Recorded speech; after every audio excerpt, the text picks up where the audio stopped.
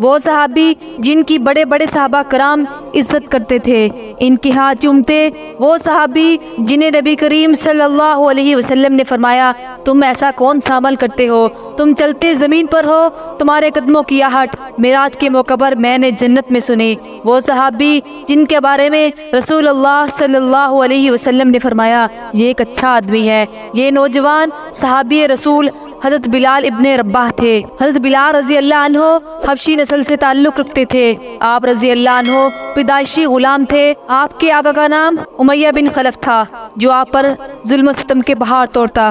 گرمیوں کے موسم میں عرب کے صحرا کی سرزمین بھٹی کی طرح تپ رہی تھی۔ انسان تو انسان، پرندے اور چوپائے بھی باہر نکلنے سے گھبراتے تھے۔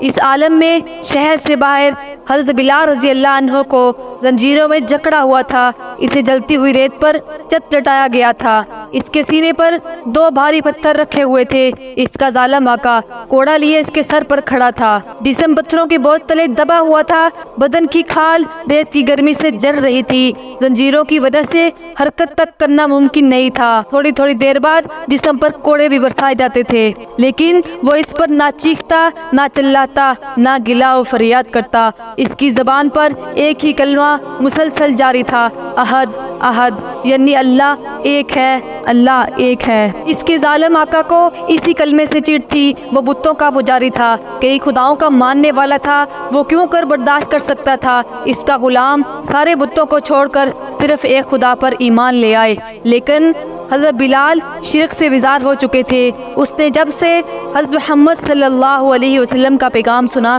تو ان کی رسالت پر ایمان لے آئے۔ امیہ جو مشرک تھا حضرت بلال کی جان کا دشمن ہو گیا۔ وہ ان پر ظلم و ستم ڈھاتا تاکہ تنگ آ کر وہ دین حق سے منہ موڑ لے اور حضرت محمد صلی اللہ علیہ وسلم سے اپنا تعلق توڑ لے۔ حضرت بلال رضی اللہ عنہ کے ساتھ یہ ظالمانہ سلوک کوئی 1-2 دن کی بات نہیں تھی۔ اس نے جب سے اسلام قبول کیا تھا اس کے ساتھ یہی برتاؤ کیا جا رہا تھا، یہی مشق ستم جاری تھی کہ حضرت محمد صلی اللہ علیہ وسلم کے ساتھی حضرت ابوبکر صدیق رضی اللہ عنہ ادھر سے گزرے۔ آپ نے حضرت بلال کی یہ حالت دیکھی تو ان کا دل بھر آیا، ان سے دیکھا نہ گیا۔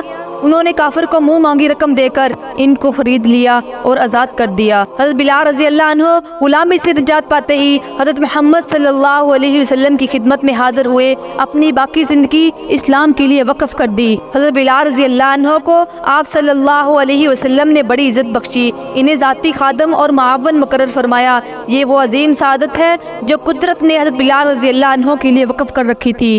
ہجرت کے پہلے سال نبی کریم صلی اللہ علیہ وسلم نے نمازیوں کو جمع کرنے کے لیے اذان کا طریقہ مقرر فرمایا۔ اذان دینے کی خدمت حضرت بلال رضی اللہ عنہ کے سپرد فرمائی، اس لیے آپ رضی اللہ عنہ کو مؤذن رسول صلی اللہ علیہ وسلم کے لقب سے پکارا جاتا ہے۔ جب تک نبی کریم صلی اللہ علیہ وسلم زندہ رہے، مدینہ اور گرد نواح کی فضاؤں میں بلال رضی اللہ عنہ کی اذان گونجتی رہی۔ صرف یہی نہیں، جب مکہ فتح ہوا تو حضور اکرم صلی اللہ علیہ وسلم کے حکم سے حضرت بلال نے خانہ کعبہ کی چھت پر چڑھ کر پہلی اذان دی۔ حضرت بلال سفر و حضر میں نبی کریم صلی اللہ علیہ وسلم کے ساتھ رہے۔ جب حضور اکرم صلی اللہ علیہ وسلم وفات پا گئے تو بلال رضی اللہ عنہ پر غم و الم کی شدید کیفیت طاری ہو گئی۔ آپ رضی اللہ عنہ نے اذان دینا چھوڑ دی اور فوجوں کے ساتھ ملک شام کی طرف چلے گئے، جہاد میں حصہ لینے لگے۔ نبی کریم صلی اللہ علیہ وسلم کی وفات کے بعد حضرت بلال رضی اللہ عنہ نے صرف 2 بار اذان دی۔ ایک موقع پر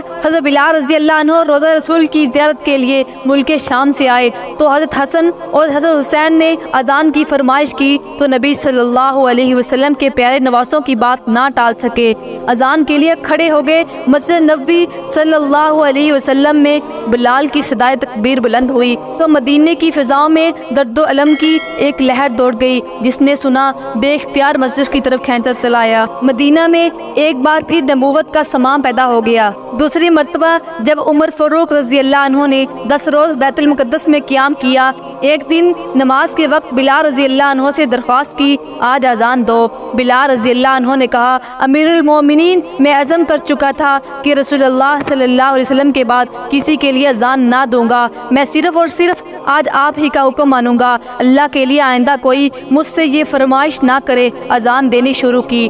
تو تمام صحابہ کرام کی نظروں میں عہد رسالت کے مناظر کی فلم گھومنے لگی، ایک رکت سی طاری ہو گئی۔ ابو عبیدہ رضی اللہ عنہ اور معاذ بن جبل رضی اللہ عنہ روتے ہوئے بے تاب ہو گئے۔ سیدنا عمر رضی اللہ عنہ کی ہچکی بن گئی۔ بلال رضی اللہ عنہ کی اذان بیت المقدس کے در و دیوار میں گونج رہی تھی، وہی بلال رضی اللہ عنہ کفر و شرک نے جس کو قدموں سے رون ڈالنے کی کوشش کی تھی، اسلام نے اسی حبشی غلام کو سیدنا بلال رضی اللہ عنہ بنا کر اٹھایا، کعبے کی چھت تک پہنچایا، اس کے سیاہ ہونٹوں کو اس فخر عظیم کے لیے چن لیا۔ کعبے کی پہلی اذان انہی پر ایک شعلہ نور بن کر چمکے، ایک موجہ نور بن کر پھوٹے، ہمیشہ کے لیے فضاؤں اور سینوں میں رواں دواں رہے۔ وہ فقط ایک صدا نہیں تھی، لفظوں میں ڈھلی ہوئی روح بلال تھی جو رہتی دنیا تک فضائے بسیط میں چمکتی رہے گی۔